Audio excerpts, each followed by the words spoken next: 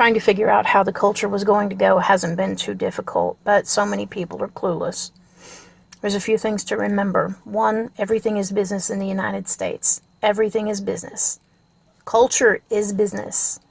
Entertainment, including all social media, all kinds of entertainment, movies, TV shows, music, fan fiction, novels, it all affects culture. That's basically what is dictating culture now. And culture dictates politics. But entertainment is business. Social media is business. Therefore, culture is business. It's all business. And politics is business. It's all business. So everything is business. So if you want to figure out how things are going to go or why they went the way they went, remember, first thing, study business. Okay, really, study business, but read Art of War by Sun Tzu. It will tell you almost everything. Seriously. And I'm not going to spoon feed it to you. You can listen to it for free on YouTube. Just remember to listen to the unabridged version. And for goodness sake, take notes. So that's the first thing. The second thing, like I said, business. All right? If you study business, that's the key to understanding American culture. If you want to understand pretty much everything about this country, and I mean everything, read Art of War and study business. But you're not going to do it with a free short course. You need to take a real semester-long Intro to Business, Business 101 type course. And that should introduce you at least to every aspect of business, up to and including all types of marketing and advertising. Okay? Even the shadiest, most nefarious types. Because right now, that's what's going on. For years it has, in fact. And both sides are guilty of it.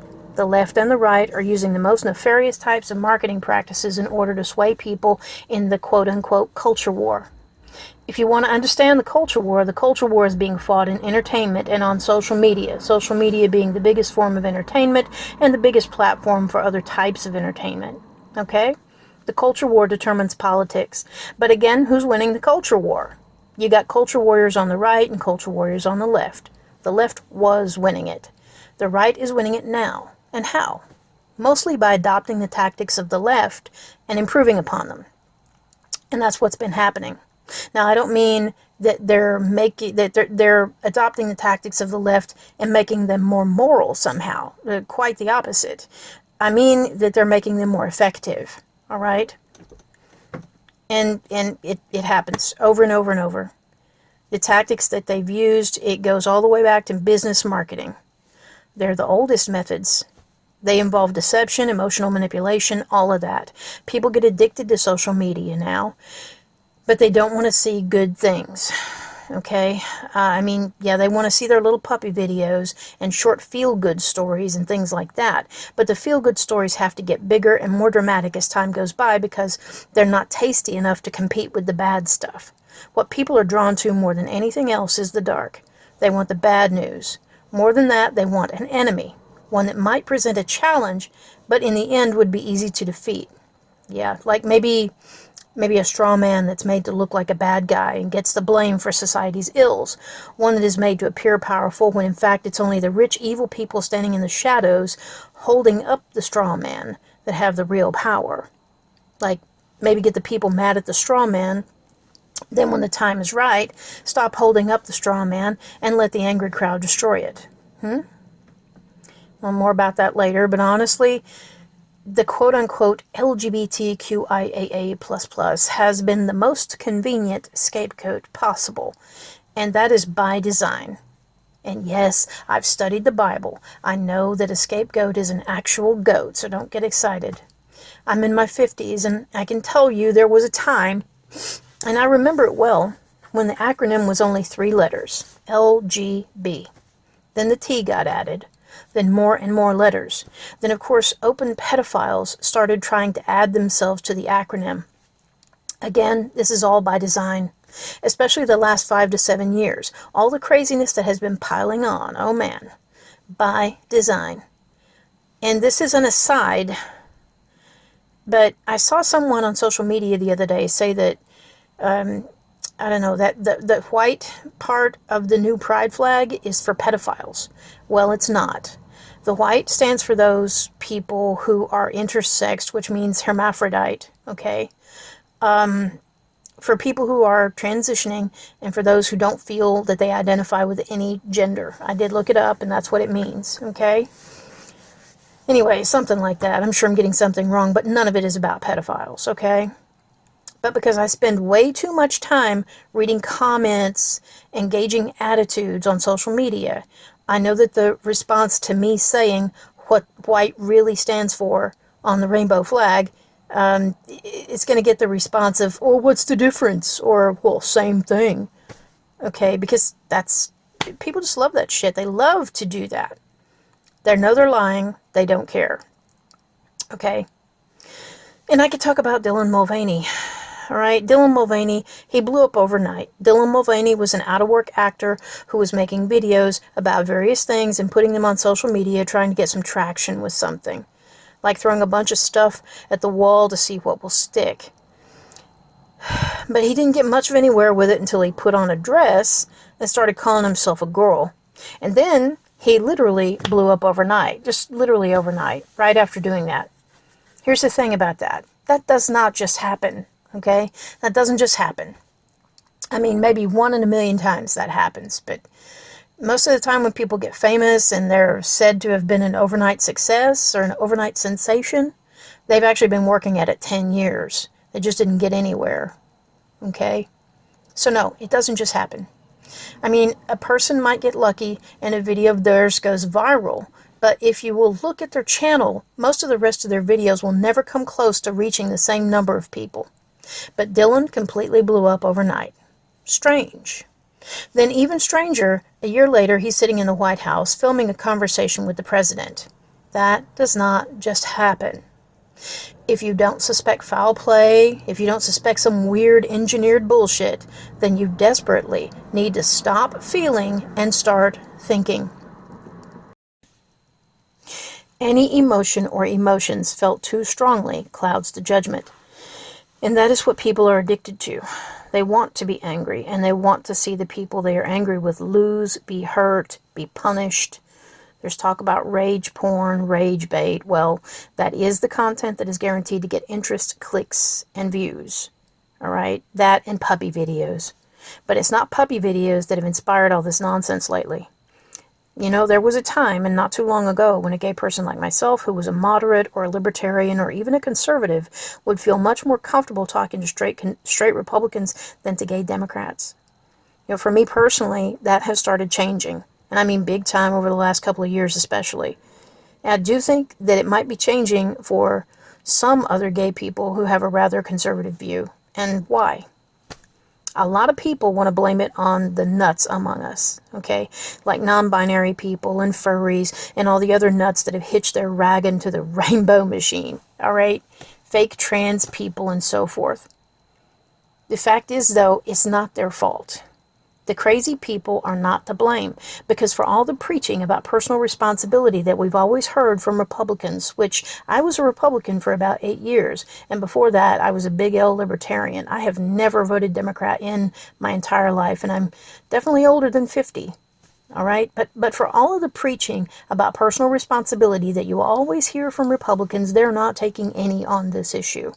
They want to blame other people for something that they themselves are doing very wrong, and that is that they are judging, and I'm not saying it's all of them, but it's many of them, certainly the ones against gay marriage and who are they're coming after it now.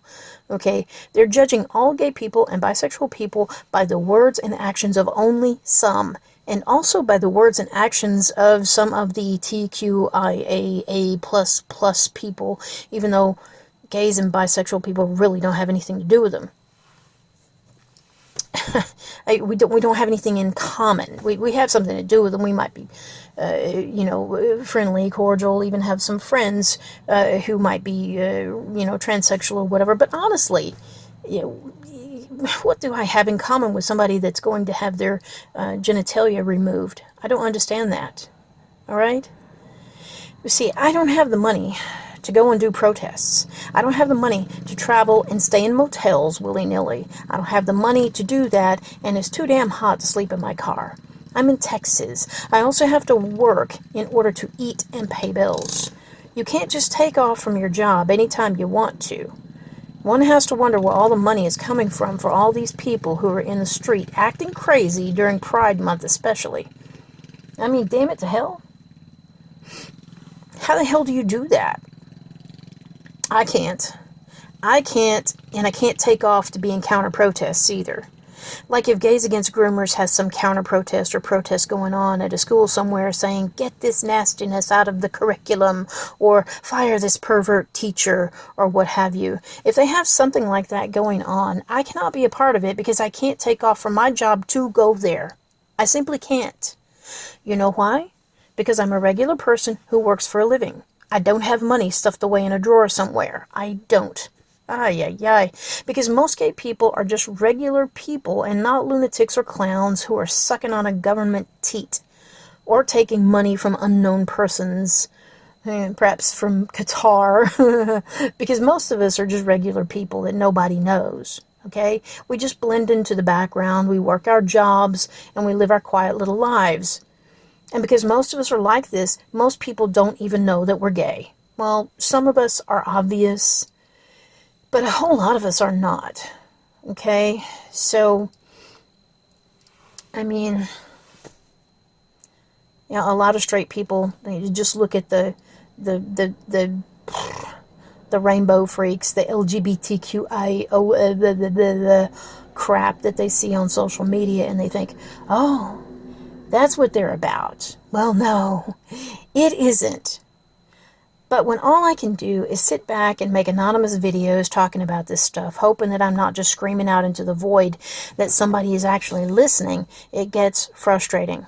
Not to mention the fact that, again, social media tactics used by nefarious people.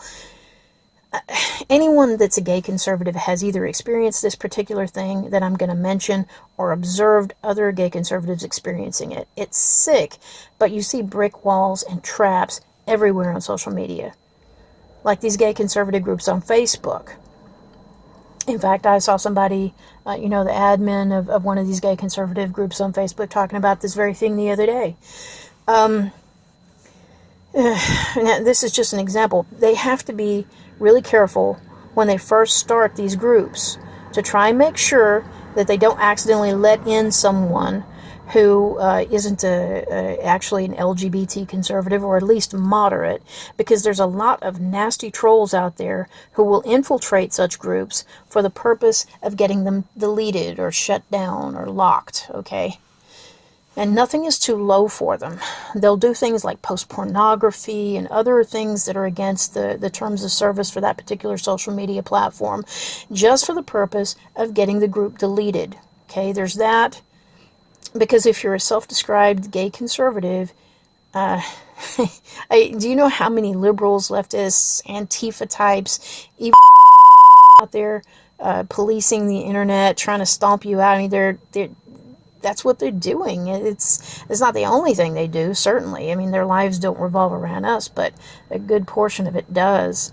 It's crazy how much they hate us. I don't really understand it. But it is what it is. And, if you can't tell it, I'm in a car. It's the only real privacy I get, because I have roommates, but I don't know. Yeah, did I mention gropers? Oh, yeah. Well, yeah, these groups, they're like trying to sort of squash your online presence, your reach, And the gropers, the groper types. This is another one that's the nasty other side of it.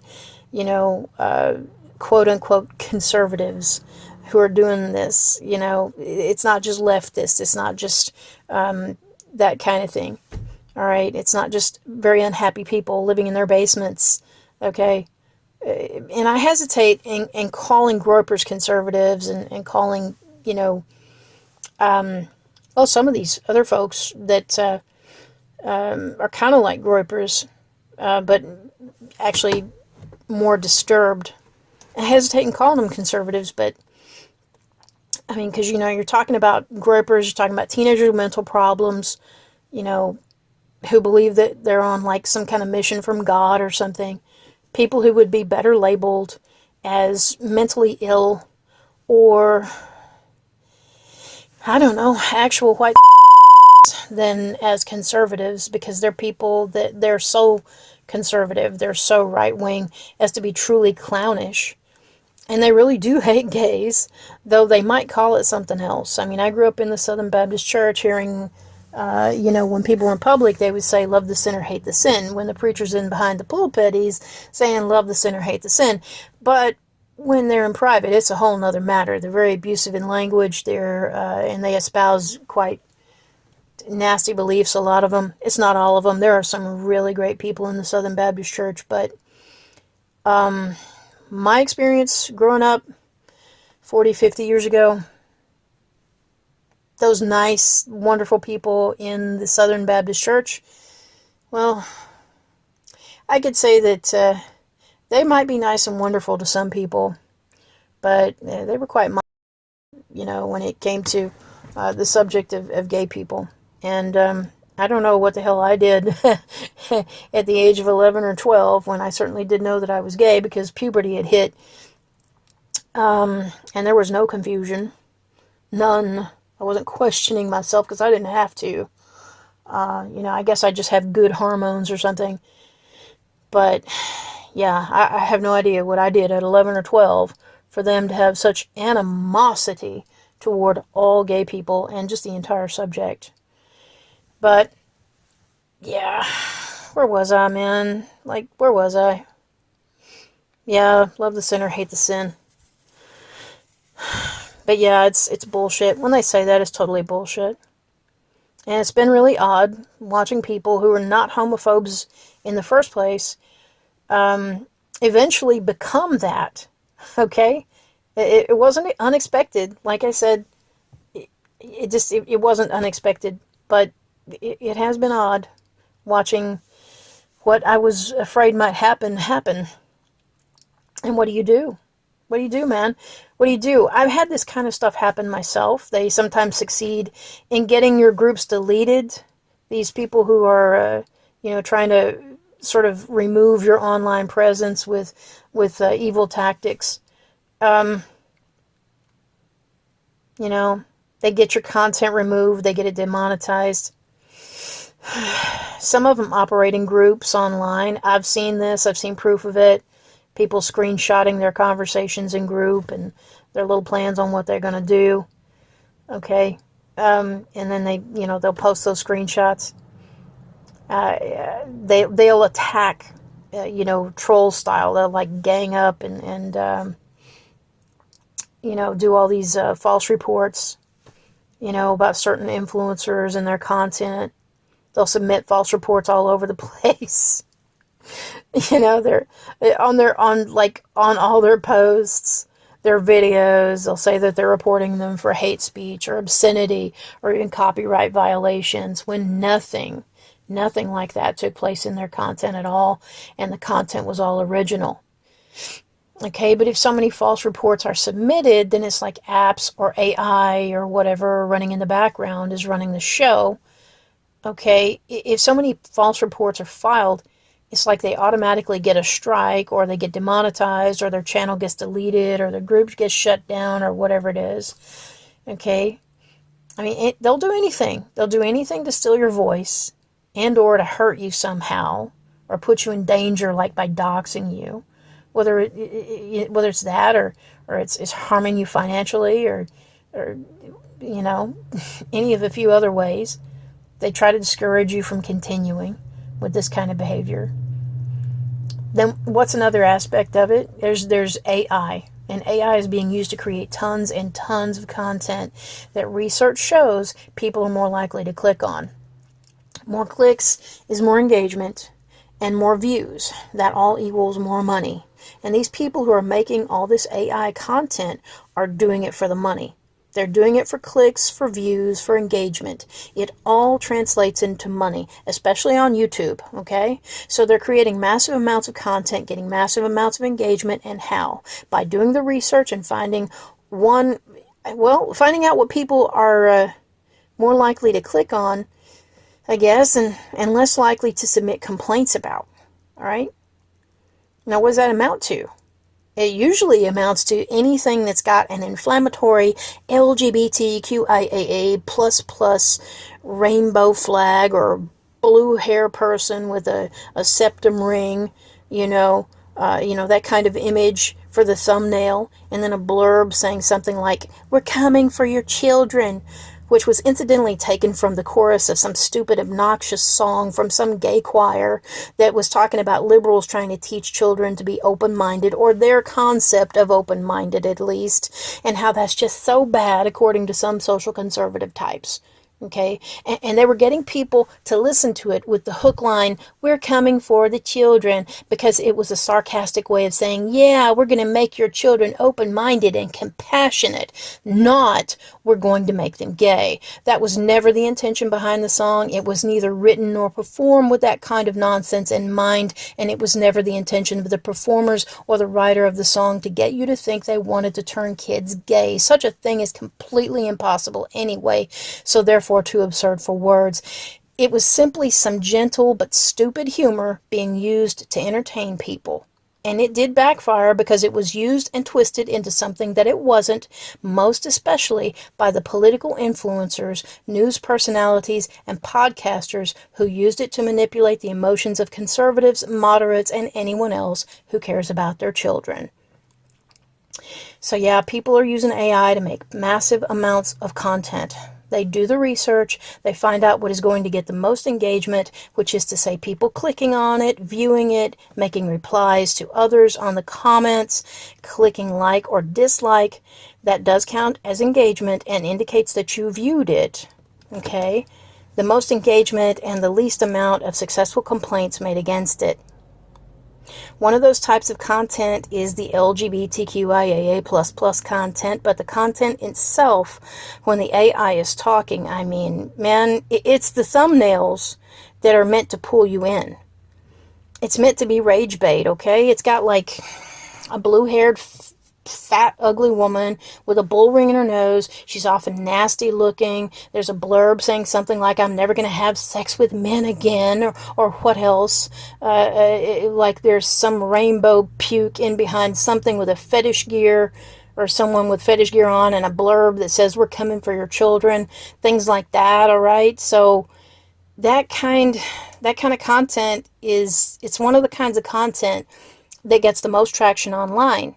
The most traction on these social media platforms, so it translates into money for the people who make it using the AI. But here's the thing. Because these platforms are getting flooded with more and more of this kind of content, it ends up in everybody's feed. Why? Not only is it the job or the function of the programs, the algorithm, whatever it is, running in the background to present a variety of different content to you to see what you're going to click on, but also when you click on it, even if it's only once, man, even if it's out of anger, it does not care. It simply notes that you clicked on it, that you engage, in other words, with the content. A click is engagement. A reply, angry or not, is engagement.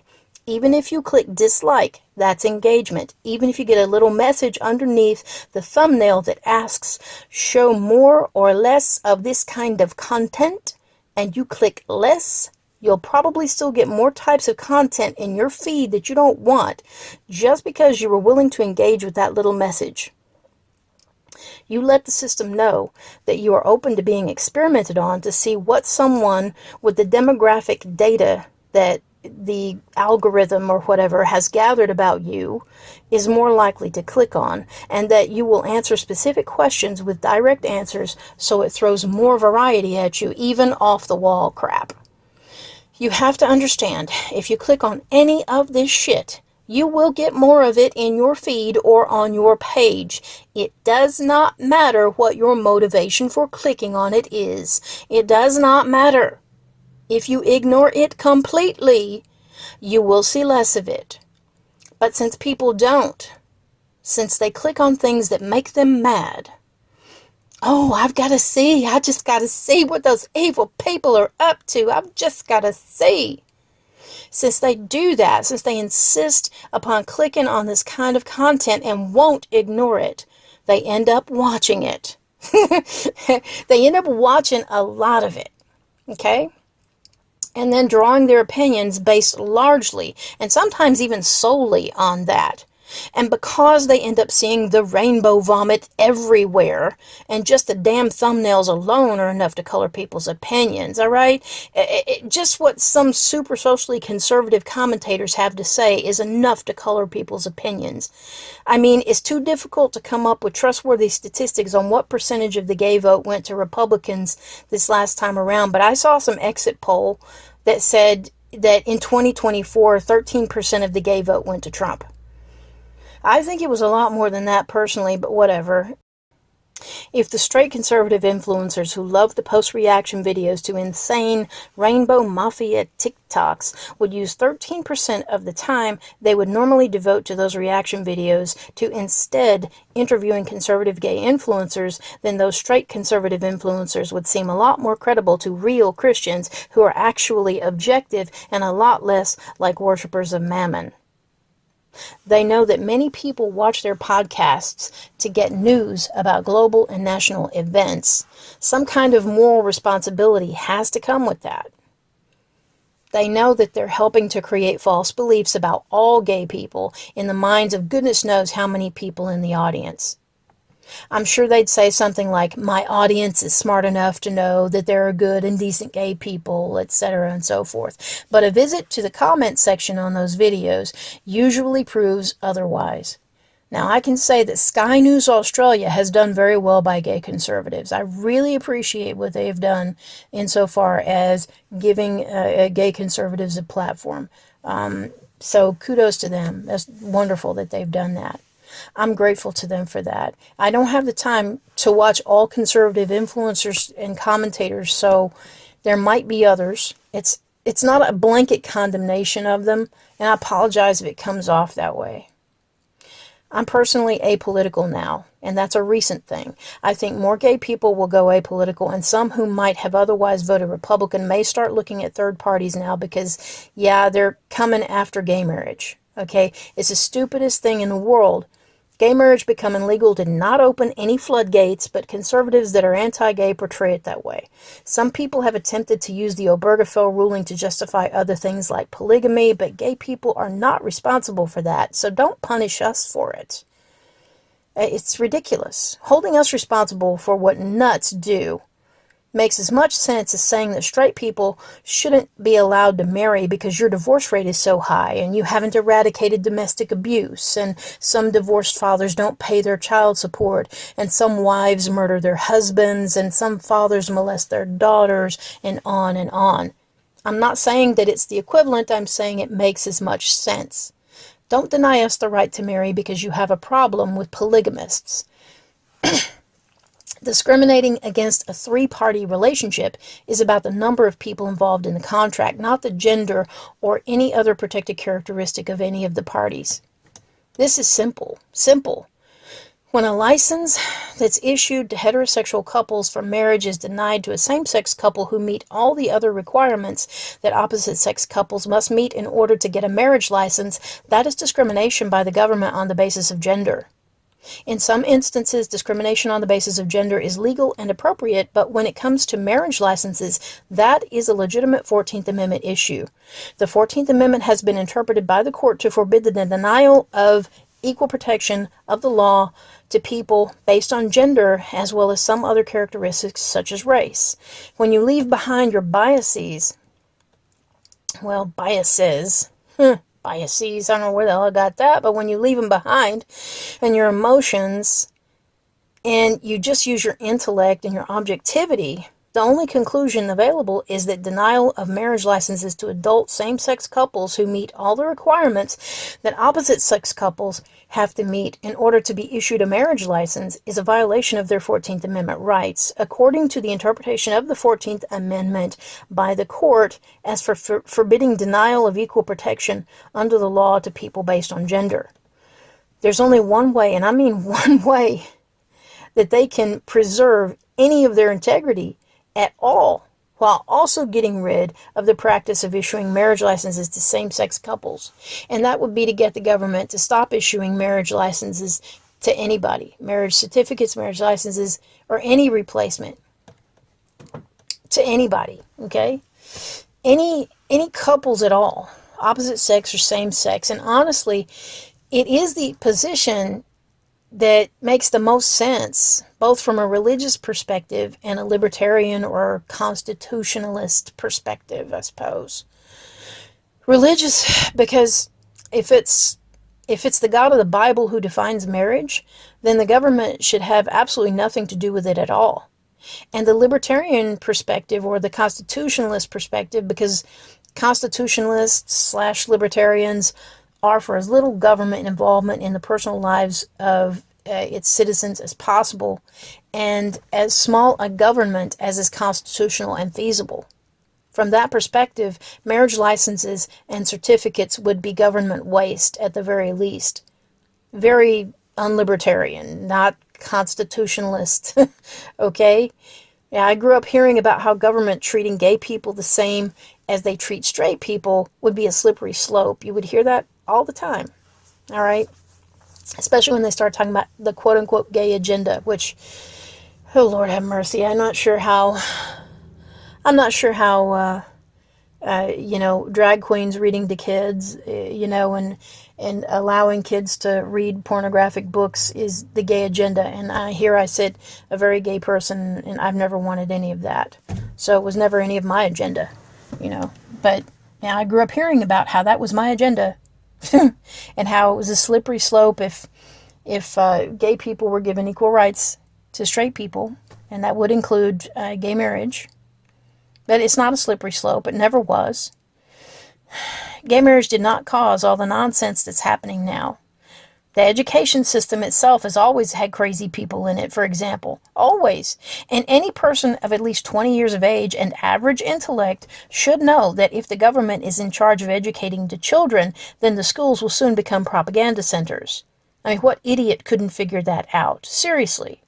That might be the one issue that caused me to become a big L libertarian and stay that way for 20 plus years. If you don't know, lots of libertarians are against public schools, and very much pro homeschooling.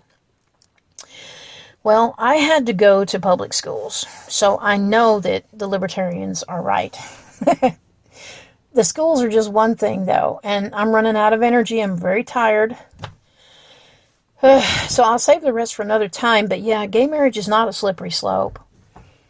When those against gay marriage get what they want, and I think they probably will, maybe not this time out, but I think they probably will, and not too far off into the future, then they'll get their slippery slope.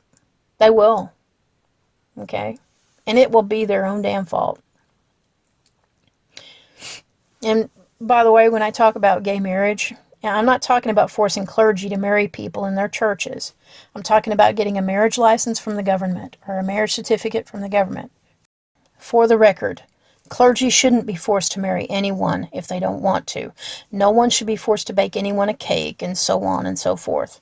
Protecting the rights of clergy to refuse to marry whomever they don't want to marry, and the right of business owners to refuse to do business with anyone for any reason, with the exception of selling necessary supplies to people in an emergency, like, the aftermath of a hurricane or something.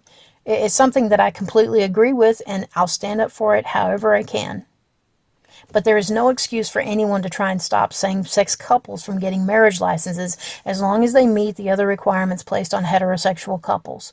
Society is getting worse, but gay marriage has itself done not one damn thing to harm society, and only a liar would claim that it has.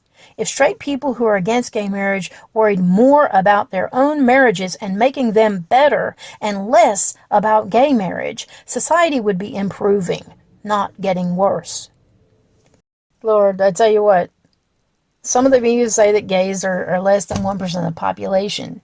If that's so, they must think that heterosexuals are made out of butter for only 1% of the population to be able to ruin things for the other 99% just by getting married. I have an acronym for that. PAB. I'll let you figure out what it means all by yourself, though. Anyway, morality and ethics. You get your morals and your ethics from somewhere.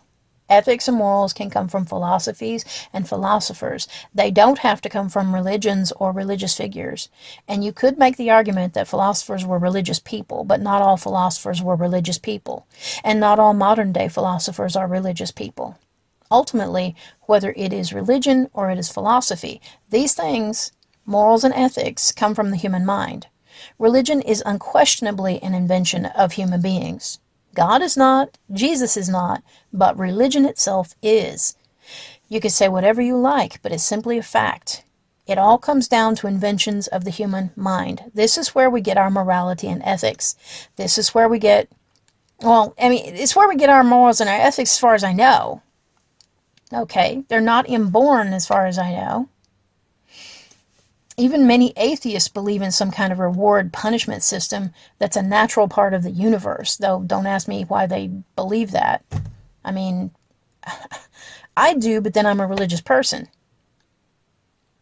But people like to argue about words when they shouldn't, like civil union versus marriage, when they're both government-issued licenses and certificates, which are distinctly separate from anything labeled as marriage that is a part of a religious practice. If you don't believe me, I can prove it, and I can do it with 2 words. And anybody from my generation or older knows it. And those 2 words are Elizabeth Taylor. There is no religion that I know of where a woman is permitted to divorce and remarry so many times. I know that Jesus allowed for divorce in case of adultery, but the reasons cited for Taylor's divorces were, quote-unquote, physical and emotional abuse, infidelity, incompatibility, and the pressures of fame and public scrutiny. In other words, they didn't all cheat on her, so not all of those divorces would have been permitted if this were about marriage as defined by the Bible. But when this type of argument is made to conservative Christians who are against gay marriage, they want to use the biblical definition of marriage, but they don't want to use all the rules pertaining to it in divorce. They will jump through hoops to justify it being only one man and one woman.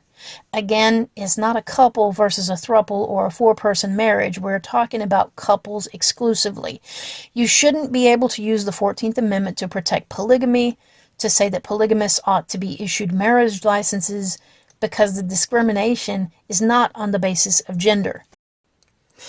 This has to do with the number of parties on the license or certificate. Therefore, it is an invalid argument for issuing marriage licenses to polygamists. There is no violation of the 14th Amendment here. Okay? So, no, making gay marriage illegal did not encourage any of this other bullshit. This other bullshit might just be, at least in part, manufactured. There are a few things that people should understand. People who are emotional manipulators, psychopaths at the tippy top with all the money. Those kind of people. People who stand behind the curtain working the controls. Okay? This is what you should understand. Those kind of people understand human nature down to the umpth. They know how to manipulate people down to the umpth. And they know all these little statistics about every demographic and subcategory within it. They know all of it.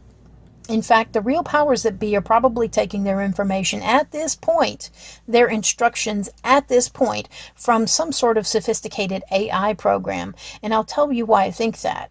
Ever since I was a child, and I'm in my 50s, as I've said, the tamest of the conspiracy theorists asserted that the government had technologies that no one was talking about, that were hidden, that were at least 20 years ahead of what the public knows about. And even in the 80s, man, they were unveiling state-of-the-art equipment on specials on television, like some NPR shows, some news shows on the networks like 2020, 60 Minutes, that kind of thing. Equipment for all the public to see and know about, and equipment that's still used today in the aughts, and that's the years between 2000 and 2010 for those people who don't know. The crowd control machines that make that horrible noise, the LRAD devices, they were developed and put to use on crowds. That was around 20 years ago, so they've been used for around 20 years, and there's YouTubes about this, by the way, YouTube videos.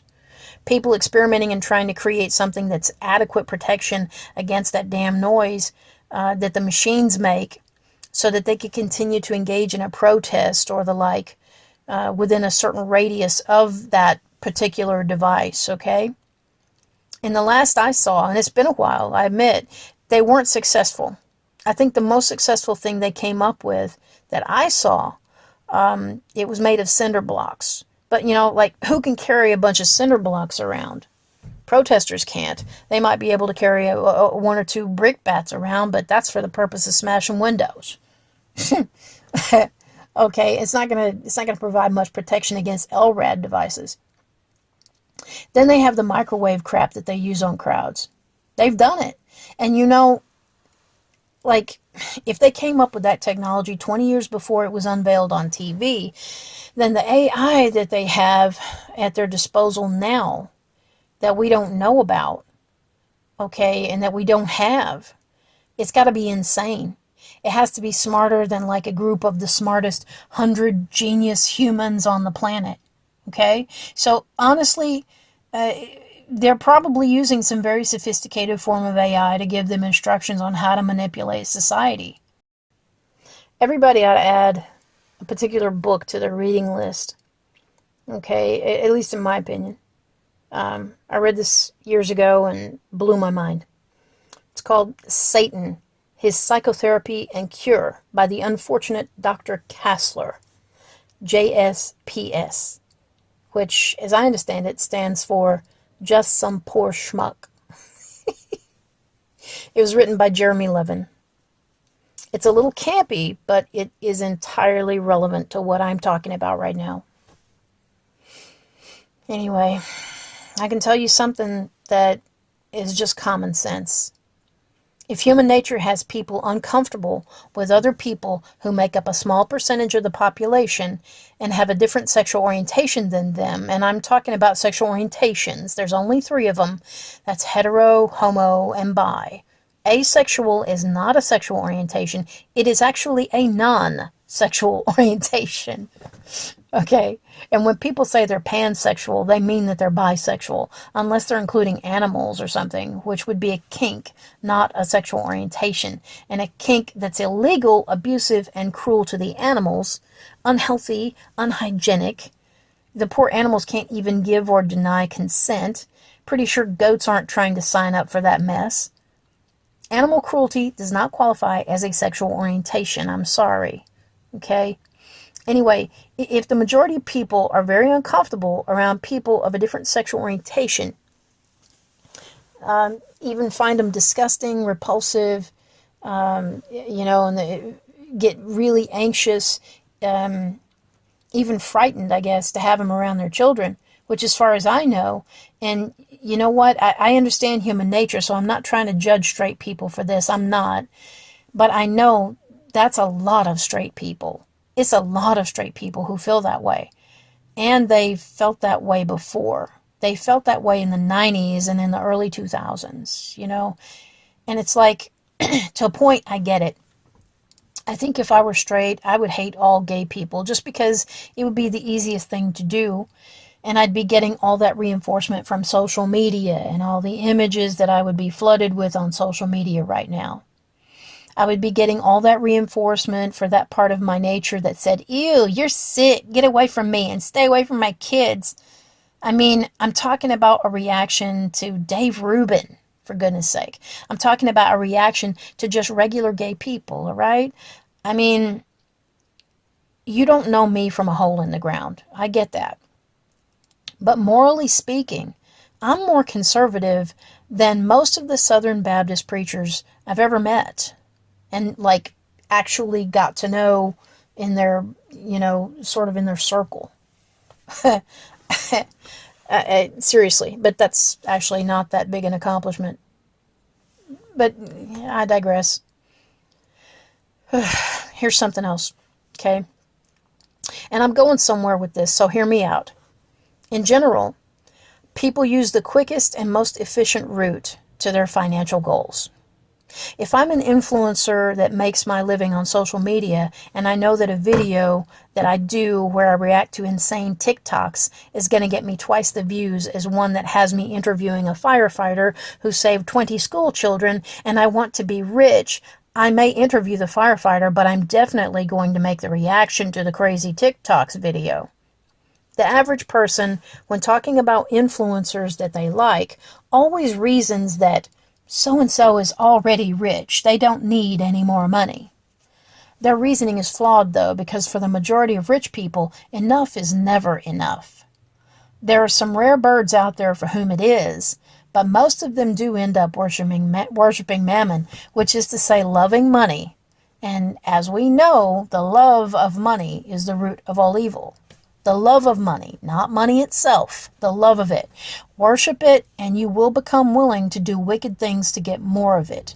In and of itself, there's nothing wrong with being rich. But what was that Jesus said about how easy it is for a rich man to get into heaven? And serving two masters? Think about this. Janet is a YouTube influencer who has an average of 500,000 views on each of her YouTube videos posted in the last year. She likes to do reaction videos, filming herself reacting to insane people, making insane TikTok videos of themselves. The crazier the TikTok video is, the more views the reaction video to it will get, so the crazier the better. LGBTQIA++ content that is nuts is known to get lots of engagement. Now, there's plenty of crazy TikTok videos out there, and enough of them are done by genuine Rainbow Mafia members, as well as pretenders who are just doing it for what they can get out of it, money-wise and maybe attention-wise. But as with feel-good stories, the crazy LGBTQIA++ content needs eventually to get crazier and crazier to continue to get the same amount of interest, even when another influencer uses them in a reaction video. At some point, to ensure a steady flow of increasingly insane content that is of the sort that will get the most engagement, and that the YouTube influencer has some real measure of control over, creative and otherwise, and I'm talking about the influencer that's going to use it in a reaction video, that YouTube influencer may just pay a few people to make crazy videos and post them to TikTok, and then let the YouTube influencer use them in their reaction videos.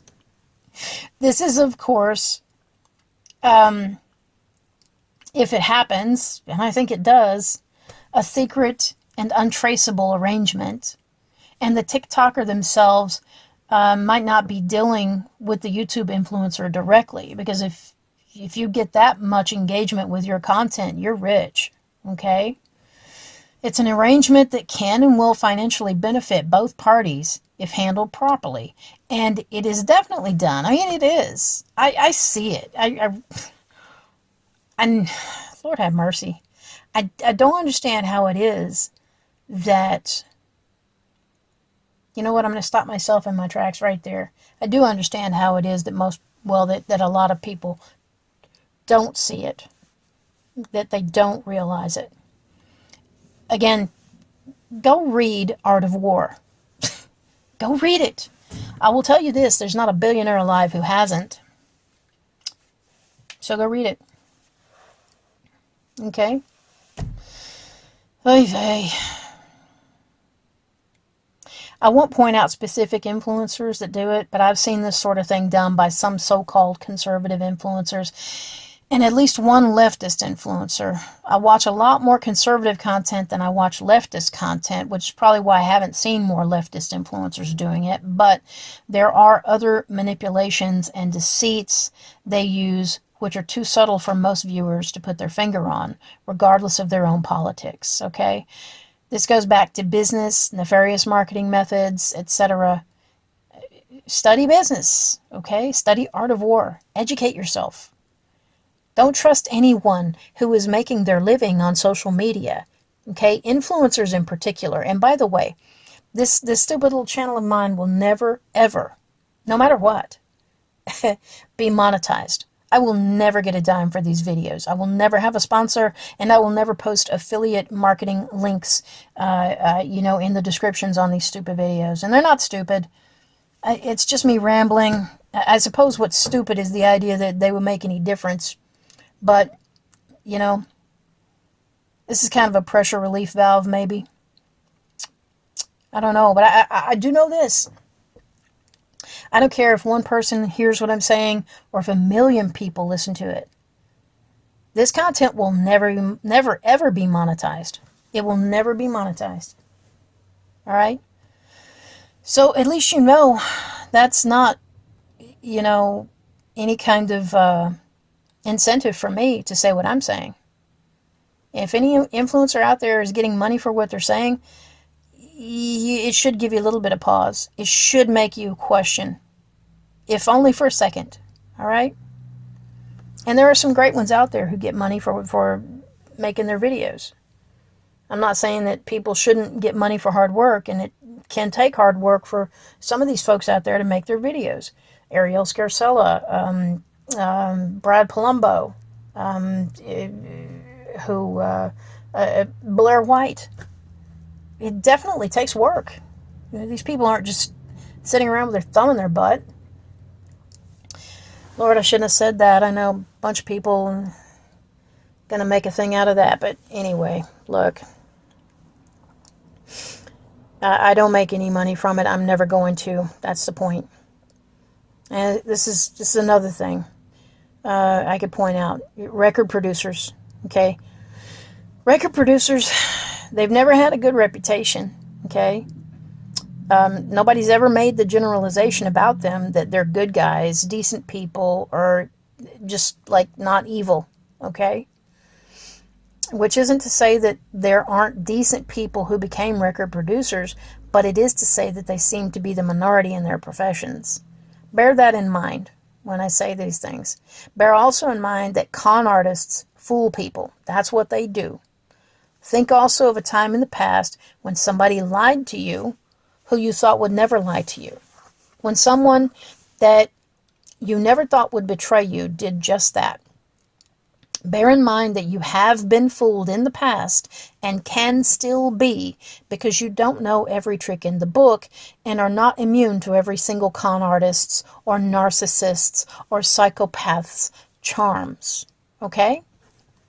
And finally, consider that when it comes to music and video entertainment, social media is the most important platform for you to market this entertainment on, hands down. Billboards, marquees, radio ads, print, even word of mouth these days. Most of the time, it's just an unfunny joke in comparison, okay? Let's say you're the manager or the record producer of something like that, for a singer or a group who was once popular. They sold out venues. You could charge crazy money for their tickets to the venues, their concerts and all that, once, right? But that time has passed. They were a big ticket act and you got all kinds of revenue off of them once. But their popularity is on the wane. They're getting older, less muscular. Maybe they've got some gray stubble, or their butt just doesn't look as good in those jeans as it used to. Less sex appeal. Maybe the material they're coming up with now is mediocre where it once shined, But you think you can still get some big money out of them. And you're sure going to try regardless. But seeing what you have to work with, there's no more bait on the hook for potential audiences. The competition is younger, better looking, and easier on the younger generation's ears. So you have to resort to a different tactic to market them. So you look at their songs.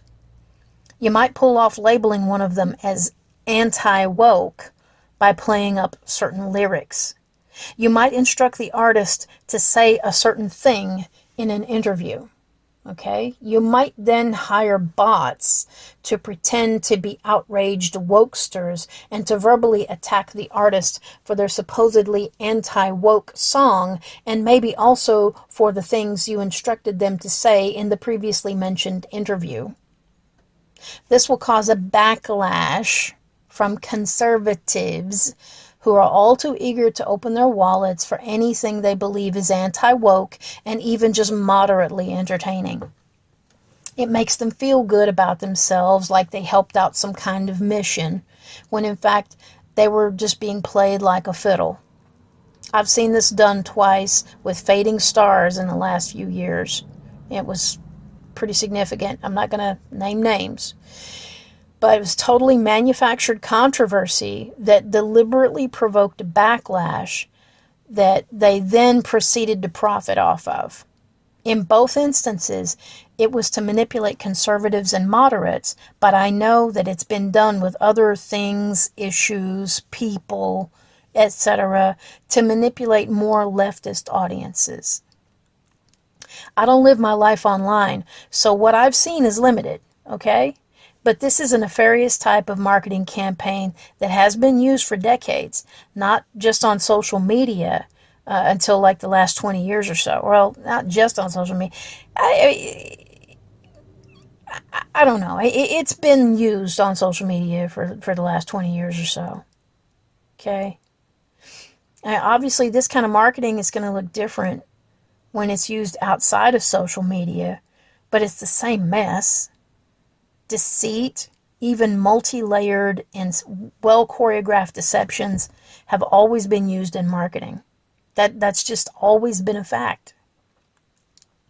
And the use of bots in a campaign to bring attention to something or to make a video, product, or influencer more popular, or to create a false narrative about something political is a well-known reality in the online world. It would be naive in the extreme for conservatives to think that this kind of marketing hasn't successfully targeted them in the past or won't in the future. And it's not that the record company executives or music managers or politicians who engage in this kind of marketing are left-wing or right-wing, okay? They're just lovers of money who are always willing and ready to do very wicked things to get more. Anyway, these are just a few examples of evil distortions that you will and already have encountered online. Okay? Another scenario, I'll give you another scenario and then I'll move on. Alright? But I was kind of getting tired. Believe me, I'm sitting in a hot car and I'm sweating. I really just want to go to bed, but I really need to get this out because I want to sleep tonight. Anyway. Another scenario, one that's increasingly common on YouTube, okay? It's an influencer doing a quote-unquote interview on someone who is supposedly an expert on the paranormal, or they claim to have been an insider in some 3-letter government organization, or some secret but evil organization, maybe in entertainment, or an alien abductee, or a former Satanist, or what have you, when in fact the interviewer is knowingly interviewing a poser who has spun a weirdly familiar tale that's often just a rewrite of some tale told in some old book from the 60s or 70s, or something that they wrote after having listened to a bunch of other interviews on the same topic. You've seen some, I know you have. Most people have. They have a lot of popularity, okay? I mean, think about it. Did they remind you even just a little bit of the old infomercials that they used to air, after midnight on network TV way back in the day? If so, there's a reason for that. Okay?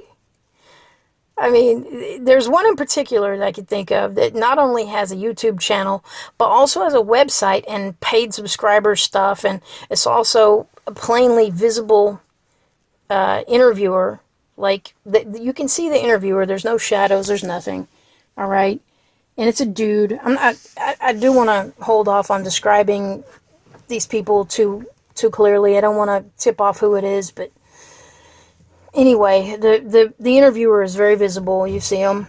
And he's always interviewing the same guy with his face blacked out, and he's wearing a hood over his head, and his voice is electronically distorted to protect him by preserving his anonymity or some such. And the guy is telling him how he went to other planets and his body was altered somehow, and he was working for some outfit, and all his adventures, and how we're all being lied to, and if I remember right, how the government is controlled by alien entities or some other silliness. Which, hell, it might be, but this dude has no knowledge of it. I'm pretty damn sure of it. Now, they do have a disclaimer conveniently enough, that says entertainment purposes only, or some other crap like that. So if you believe these people, you're a dupe. It's kind of like a mind trick that some Muslim speakers try to play to get you to believe that Isaac married Rebecca when she was 3, even though she carried containers of water to water the camels that were so heavy they would surely have taken a kid who was at least 12 years old and unusually strong for a 12-year-old as well to carry them. Okay? It's a joke. I tell you, the ruination of what we now call legacy media was entirely deliberate. It was infiltrated maybe by a certain 3-letter organization to muddy the water in obvious ways, thus driving audiences to other sources for the news. Okay? It was already known and understood that social media was going to be the place that they would go. That's exactly what they were trying to get you to do. Go and get your news from social media. If everyone is getting their news from social media, it's easier to ensure that no one knows the truth about anything that is going on, particularly if you trust certain influencers to give you the news. It came out recently that popular former Fox News personality, blankety blank, turned podcaster, okay, has a super rich donor from some Muslim Middle Eastern country. You know, that in and of itself isn't so bad, but if you pair it with the fact that his first guest on his podcast was Tate, and he likes the guy, thinks he's a good guy, and a good role model for young men, and that he seems to be against Israel's right to defend itself against Palestinian attacks. Israel didn't start that mess, by the way. And some of the other mess he's been saying, and mind you, I've only seen a few clips of his podcast since he left Fox News. Well, that makes him having a super rich donor from a Middle Eastern Muslim country seem a little odd. And Candace, yeah, I liked her when she first came on the scene way back, and I don't know, that lasted about 5 minutes, but then I realized what she was really about and what makes her so appealing. And then, nah, no. I've always been able to sense certain things, and I'll tell you, she seems to have something evil living inside of her. She just comes across that way to me. It's no surprise that she's anti-Semitic and a Tate supporter, among other things. I am against the COVID vaccine, and I do agree with her that we should take an extremely conservative approach to vaccines and prescription medications. But if a broken clock is right twice a day, then she can be too. Now, I don't watch her program. I see clips here and there, usually on, I don't know, I watch Christian apologist videos, and I'll see her clips on those videos sometimes. But I don't watch her podcasts, so I don't know all the garbage she says. But there's enough of it out there. I mean, I don't know, man. I'm tired and I'm going to go to bed. I'll talk later about something else. Whether you want to hear it or not, go away.